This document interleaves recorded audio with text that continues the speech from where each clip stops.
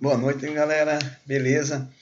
Vamos iniciar aqui a nossa aula prática de, de sinistro, né, com fogo. E nós vamos falar sobre limite, né, de inflamabilidade e explosividade.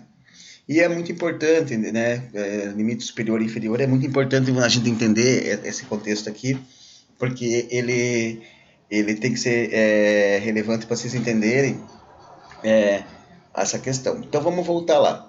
No que a gente já estudou, a gente viu que quando você esquenta o material, combustível, né, sólido ou líquido, ele vai emitir o que a gente chama de gás inflamável. A mistura com esse gás inflamável com oxigênio, mais o calor, vai criar as três condições, né, do triângulo do fogo, para que haja uma explosão, uma inflamabilidade. A temperatura para chegar a essa inflamabilidade ela vai ter três pontos: ponto de fulgor, combustão e ignição, que nós vamos falar mais para frente, né? Antes disso aí, a gente vai falar sobre essa mistura, como que funciona essa mistura entre o gás inflamável e o oxigênio.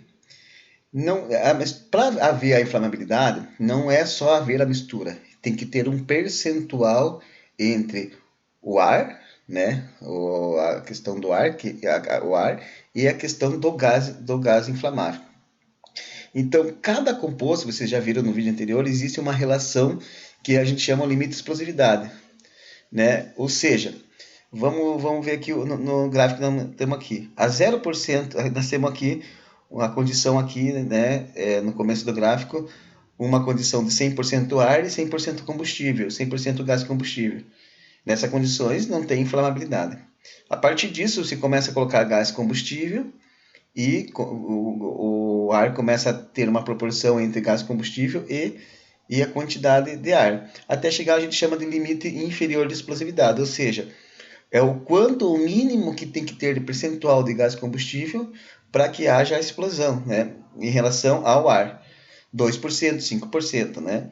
E aí nós vamos ter essa faixa de inflamabilidade. A partir do valor máximo, né, que é o limite superior de explosividade, ou seja, tem muito gás inflamável para pouco ar, essa mistura a gente já chama de mistura rica e também não haverá condição de explosividade.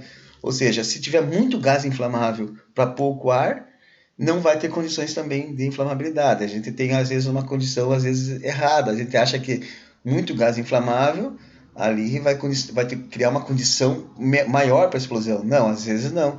Você tira a condição de inflamabilidade.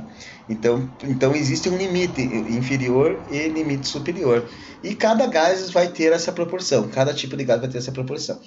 Nós vamos ver aqui na aula prática de hoje, né? Vamos falar sobre um assunto bem importante que aconteceu. Foi aquela explosão que houve em Curitiba, se eu não me engano, ano passado, retrasado, que foi feita uma aplicação de um produto químico para limpar um sofá, para limpeza de sofá. E essa aplicação desse produto químico, né, acarretou uma explosão no local lá.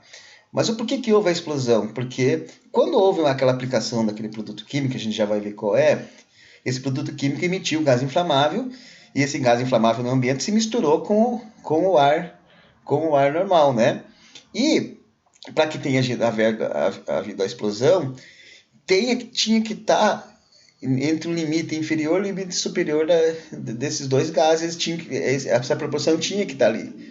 E daí precisou de mais o quê? Mais uma fonte de calor. Com essa fonte de calor, ela que pode ter sido uma boca de fogão, pode ter sido um interruptor, ou pode ter sido um chuveiro a gás, né, alguma coisa assim, gerou aquela fonte de calor. Naquele local onde gerou a fonte de calor, existia o calor necessário e a relação entre o produto, a relação entre o combustível e o ar estava exatamente no limite de explosividade. Né? Então, criou condições para que havesse aquilo. Por isso que quando vai fazer essa aplicação aí, recomenda-se que abra todas as janelas, esteja bem exposto, para quê? Para que tenha muito pouco produto, né, combustível naquele ar. Né, para que o percentual do combustível seja muito pobre, para que não atinja, né, o limite de explosividade. Vamos ver lá, então nós vamos ver aqui o laudo um laudo lá da delegacia, da Polícia Civil do Estado do Paraná, dizendo que a análise laboratorial do líquido presente no interior do pulverizador, realizada no Laboratório de Ciências Químicas e Biológicas da Polícia Científica do Paraná, identificou alguns compostos orgânicos voláteis. Então, ele identificou naquele produto o hexano e o álcool isopropílico. Né? Estes possuem alta inflamabilidade e volatilidade, ou seja, né, que a volatilidade a gente vai ver, que é o ponto de fulgor. Vamos ver depois. Podendo provocar a explosão quando em contato com a fonte de calor, ou ainda que se encontre em confinamento. Vamos ver a questão do limite superior e inferior de inflamabilidade desses dois produtos. Então a gente vai vendo aqui o isopropílico, né? Quando a gente vai ver o isopropílico, então nós estamos com a FISP aqui, né, que é a ficha de informação do produto químico. O isopropílico ele tem um limite inferior de inflamabilidade de 2,3% e o limite superior de 12,3%. Então, se a proporção entre aquele produto químico e aquele produto químico e o ar estiver entre 2,3% e 12,7%, que está determinado aqui, ou seja, limite inferior 2,3%, limite superior 12,7%, tem uma condição atmosférica de proporção entre ar e produtos químicos para inflamar, né? Existe essa condição. Quando que vai acontecer? Quando essa mistura inflamável atingir o que a gente chama do ponto de ignição, a 400 graus Celsius. Então, em algum local aquele ar andou e encontrou uma temperatura de 400 graus Celsius. E daí houve a explosão e a partir daí a reação em cadeia. Isso para um dos produtos, isopropil. Né?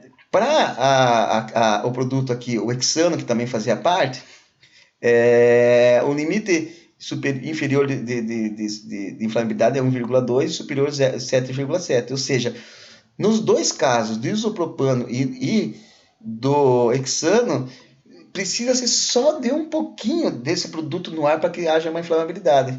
Né? Olha, a temperatura de ignição é 225 graus, ou seja, esse pouquinho misturado com ar encontrou um local com uma temperatura de 225 graus Celsius, tem a condição de explosão e a partir disso a reação em cadeia. Né? Então, são essas condições que a gente viu aí nessa citação. O que a gente pode chegar à conclusão? Que quando possivelmente eles aplicaram o produto, né, talvez não esteja numa condição de arejamento adequado, ou poderia estar, né, até a condição de arejamento adequado do local, mas esses dois produtos, o hexano e o isopropanol, que faziam parte daquele produto que ia ser feita a limpeza, eles só precisam de um pouquinho, só está 1%, 1,1%, 2% no ar, já está dentro do limite de inflamabilidade. E daí por causa de alguma situação, encontrou uma fonte de calor, né, que pode estar variando de 225 a 400 graus Celsius, possivelmente a 225, né, porque o hexano é menor, então possivelmente o hexano que criou a primeira condição de explosão, e daí houve a explosão no apartamento, e esse gás estava espalhado por todo o apartamento, né, nessas proporções, e daí a reação em cadeia muito rápida e houve a explosão.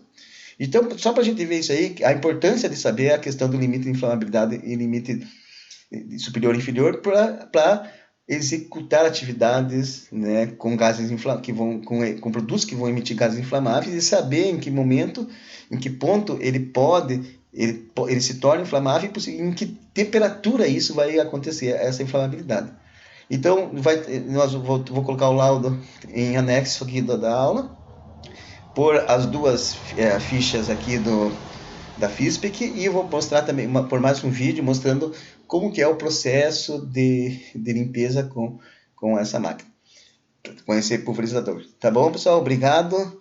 Leiam os materiais, vejam que a aula prática é sobre isso. Hoje a gente viu uma aplicação desse conteúdo, né, na prática profissional de vocês. Muito obrigado.